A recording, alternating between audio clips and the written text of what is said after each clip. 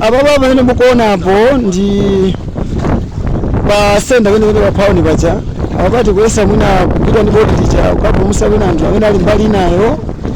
Nyumba zonse zimene mukuonazo ndi zithunzi zoti zimazi zachita kubira toka kunsewu umene mayenda uja wakwa mtenda yoyamba kuja kupita kusija palibe malo amene mungakwanise kulima unafupi mwina kwana mbera. Ni ngozi yoti mwina mumbali yambiri kuno kudera ngati kusombani palibe amene akutha kumvesa kuti chimene chifuna kuchitika ndi chani. Pano pa 3 quarters nyumba zambiri nzoti basi zabira flat monga mmene mukuonera.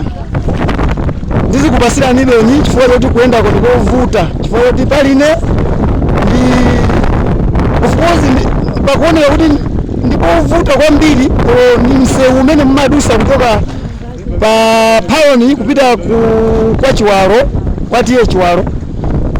Nje chifukwa choti kuyenda ndi kumozi kuti kuyenda kulendo upita ukatenga ena kubwerera nawo zikupangisa kuti mwina ndizijambula mbali imozi. Ndiye tikamaliza zonse mwina ndizikupasirani ngati kungathekese kuti tikwanisa kuyenda supermazi kawiri koma ndi zinthu zoti ndizovuta. Ndifuna tanena kuti ngati zingakhale kuti zinazo zakanika kutisani njira zonse zimene mungaziwe kuti zikoza kutithandiza ngati boma. Kwa ife tiona kuti nzokanika, tikuona kuti mphamvu ndi nzeru zathu pamene mmatiphunzitsa zafika kuti sikuziwa. Mutakuona zithunzi zokuti nyumbazo sono ndikubira posakhala kuti zabira ngati kuti zikuonesa mawindo eya koma kubira ni malata omwe kuti tikuyenda pamwamba pa nyumba zimene zonse.